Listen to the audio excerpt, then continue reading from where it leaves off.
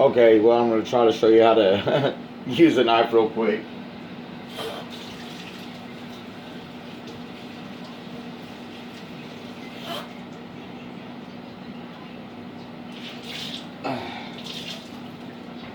You want to get a wet rag and place it underneath your cutting board so your cutting board don't move.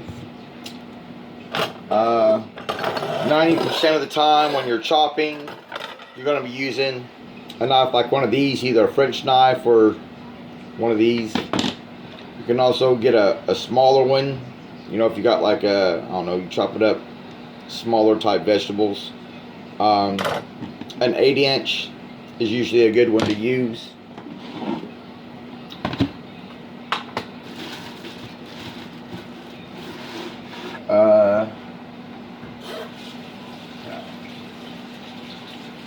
Where'd that scrubber go?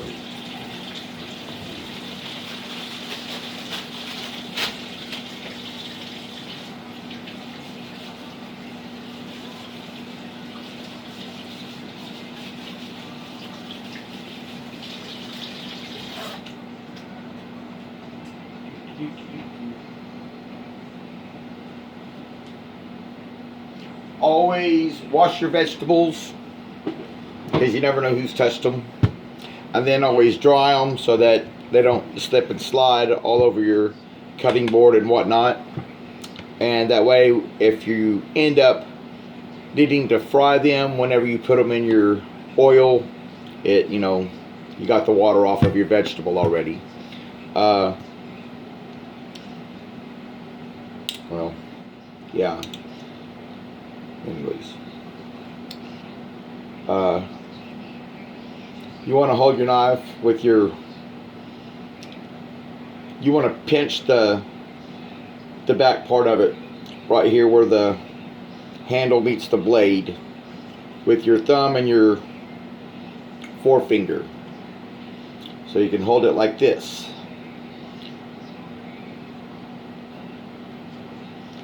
And then with any vegetable, if it's a round vegetable, you usually want to make it to where there's a flat spot. And so just get your potato, cut it in half, and then like if this was to be an onion, you'd cut both ends off of your onion, and then cut your onion in half. And then you would go in at an angle, because I want to make like potato wedges out of this.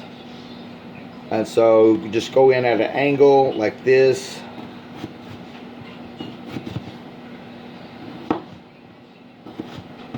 And then turn it over and make your other slices. And then you got your potato wedges as such. If you're wanting to, or you want to make like even diced cuts, you just try to, like if, what you make for most of your soups, to start off with a soup, is a mirepoix, which is your onion, lettuce, and celery. And to make a nice looking soup, you want to have all of your vegetables, in the same size. So if if you think of each piece as being like the size of a pea or a piece of corn, then you go and you make like little 1/4-inch slices of your potato, and then you turn it the other way and make your 1/4-inch slices, and then you roll it back over and make those 1/4-inch slices. But if you are cutting up potatoes, onions, carrots, and celery for a roast, of course you're going to make bigger slice chunks, because you don't want them to cook fast. They're going to be in a crock pot or in the oven, cooking real slow. So you want like 1/2 inch or 1-inch size chunks of vegetables in that meal. whenever you're holding your vegetable, put your thumb to the back end and then have your knuckles flat like this, so that you don't want to be doing this number, because you'll get your fingertips. So always hold your vegetable as such, with your thumb pushed up and your knuckles push. Use these knuckles right here to push down on the top of your vegetable.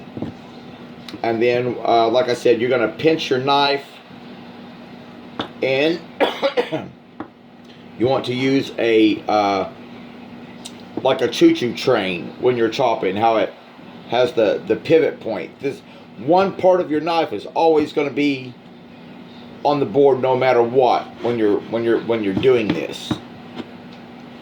And so you just well,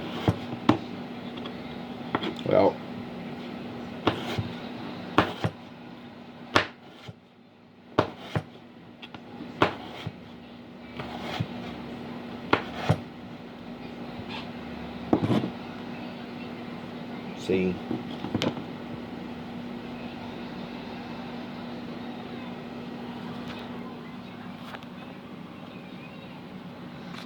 anyways, and then like I said, you turn it around the other way and chop it this way to get those other little fine ones. Or before I went and done that, I'd probably slice it one more time, done the, to cut that other piece into at first I cut it in half. I'd want to cut that in quarter, and then I'd go through and I'd chop that. Or you could cut that like into that last half into thirds to get them even finer.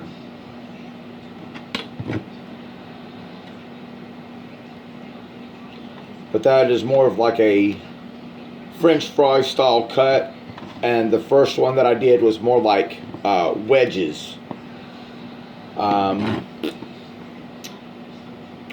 First thing, make sure that your knife is sharpened. There was two things I was going to tell you. Make sure it's sharp. I don't know. I'll think of the other thing here after a while, and I'll text it to you. As far as let's see, I don't have an onion. I don't know if you got questions about other vegetables, just text me and I'll do another video about that vegetable. Hope this helps. Love you. Bye.